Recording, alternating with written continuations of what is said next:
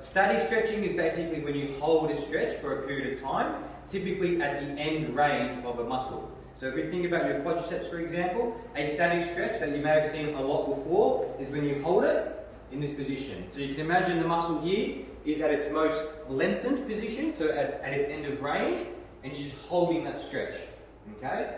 If you think of the hamstring, for example, a static stretch is when you sort of touch your toes and hold that position. Again, you're trying to lengthen that hamstring from its bottom to its knee, and you're just holding it for however long you require. A dynamic stretch, for example, is when you're moving the muscle through its range of motion. So for example, for the hamstring, you may have seen leg swings. So you're moving the hamstring from its most lengthened in this position to its shortened position. And you're just continuously moving it back and forth. Again, the amount of time you do it is dependent upon what you need. If we think of the groin, for example, through here, a static stretch is sort of you lunge and you hold it and you feel it through there. Again, you just hold it. A dynamic stretch, or a couple of examples, could be sort of going back and forth. Again, moving it from this position to this position, so you're doing both groins. Or you may have seen sideways leg swings as well. So this is a dynamic, because you're moving it through its range of motion. You're not holding a particular stretch. If we think of the neck, for example, you can obviously stretch your neck muscles by sort of holding like this, and you're just holding it for a period of time, and you're stretching it at its most lengthened position.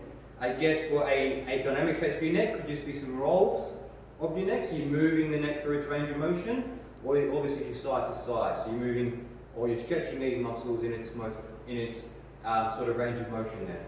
Last example, if you think of your lower back, also your upper back, for example, a dynamic stretch for that, where you're moving multiple joints and muscles, is when you're on all fours and you're just twisting side to side.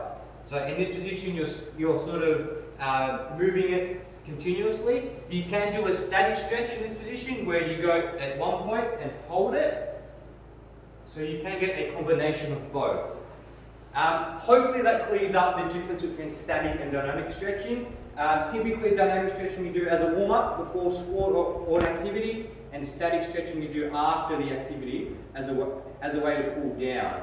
But obviously if you're not sure if you're injured or if you're in pain and whether you need to stretch or not, feel free to come to the clinic and we can help you out.